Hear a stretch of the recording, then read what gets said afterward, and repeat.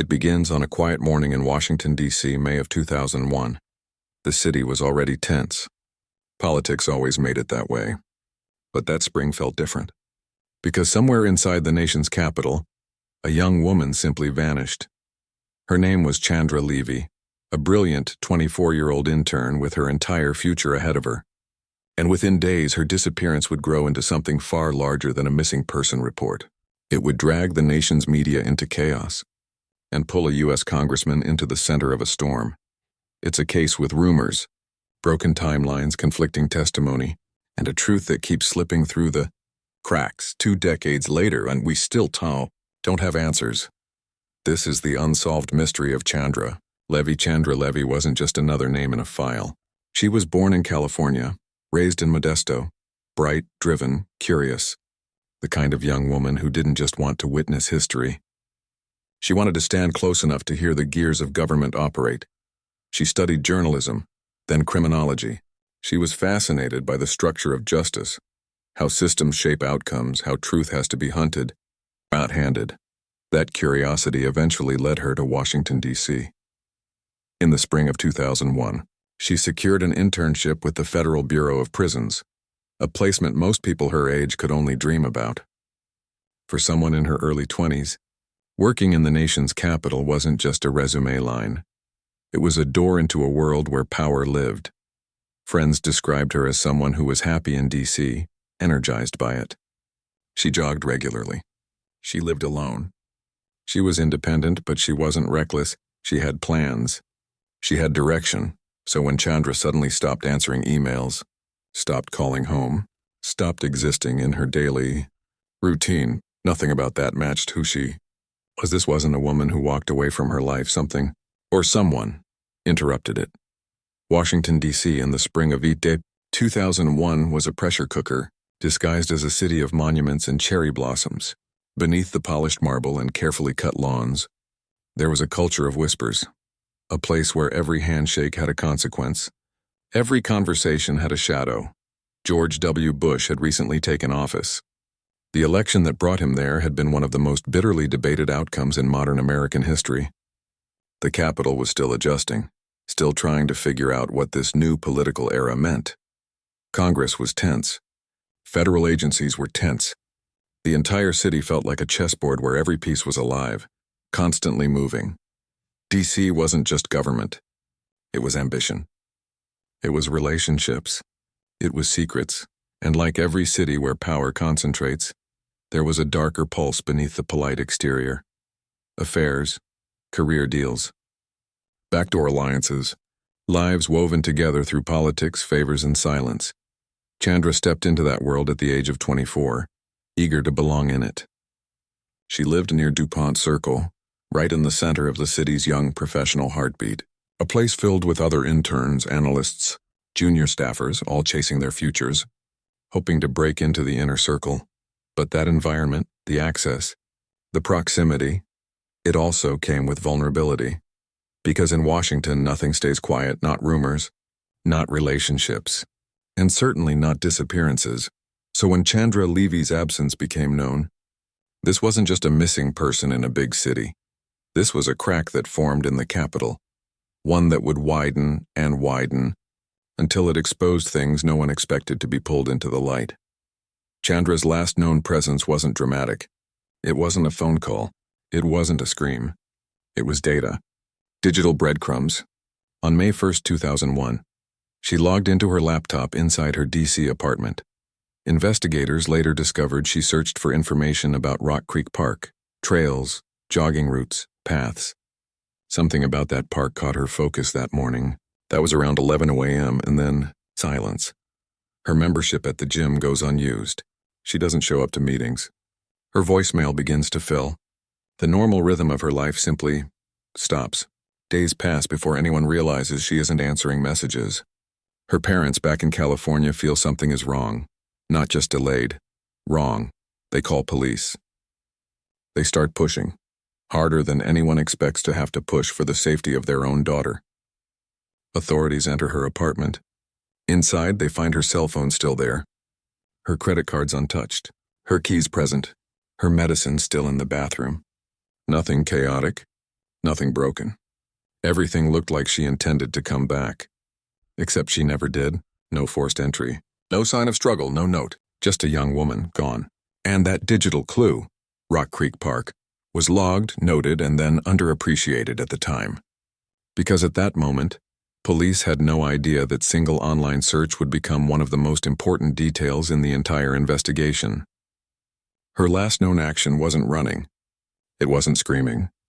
It was a quiet click, a search bar, an ordinary piece of curiosity. And from that moment forward, the trail of Chandra Levy dissolved into uncertainty. When news of Chandra's disappearance finally broke, it didn't begin as national breaking news. It started quiet, local, a missing woman in Washington, D.C., one among many. But very quickly, it changed, because reporters began to realize something the public didn't know yet. Chandra wasn't just another young woman living in the capital. She was connected to Washington. She had proximity to power. And in this city, proximity is everything. Slowly, then suddenly, and her case ignited. Cable news picked it up. Headlines multiplied. Cameras showed up outside her apartment building. Journalists began asking uncomfortable questions. The tone shifted from concern to suspicion. It wasn't just the story of a missing person anymore. It became a mystery wrapped around an entire system. Parents across the country felt it. If someone could vanish like this in the capital of the United States, a city overflowing with surveillance, law enforcement, and government infrastructure, then what does that say about safety anywhere else? Fear was contagious, and the media fed it. Morning talk shows, evening news segments, national papers. Everyone was chasing this story because this case wasn't a cold trail. It was a wildfire. Every day a new theory, every day a new analyst. Every day the intensity grew. America wasn't just watching. America was obsessed, and as the spotlight grew hotter, that spotlight eventually swiveled toward one man. A man no one expected to be part of this narrative. A U.S. Congressman. In any disappearance, detectives study the inner circle, friends, colleagues, anyone with emotional proximity. In Chandra's case, one name surfaced that changed everything. Congressman Gary Condit. He was a respected California representative, older, married, established. So when investigators learned that Chandra knew him, the tone of the entire case shifted. Rumors started quietly, whispered first in the newsroom, then in the police hallway, then in the living rooms of the public. The speculation was that Chandra and the congressman were more than acquaintances, that they may have been involved in a secret relationship. And in Washington, a secret relationship isn't just tabloid fuel, it's political dynamite. Gary Condit initially denied any improper connection. He kept his statements short, controlled, polished. His attorneys insisted he had nothing to do with Chandra's disappearance and that he was simply being dragged because he was a recognizable name. But investigators felt pressure. The media wanted answers, and they wanted them yesterday. Cameras followed Condit everywhere. Commentators began picking apart every blink, every pause in his interviews.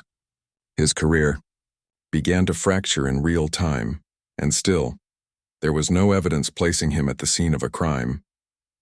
There was no physical proof linking him to harm. There was no forensic trail that said he made Chandra disappear. But in the court of public opinion, suspicion doesn't wait for evidence. Suddenly, the narrative shifted. Chandra had disappeared, yes. But the story wasn't just hers anymore. It was now tangled in power, scandal, and politics. A missing woman wasn't the headline anymore. A congressman, with unanswered questions, was. Almost a full year passed.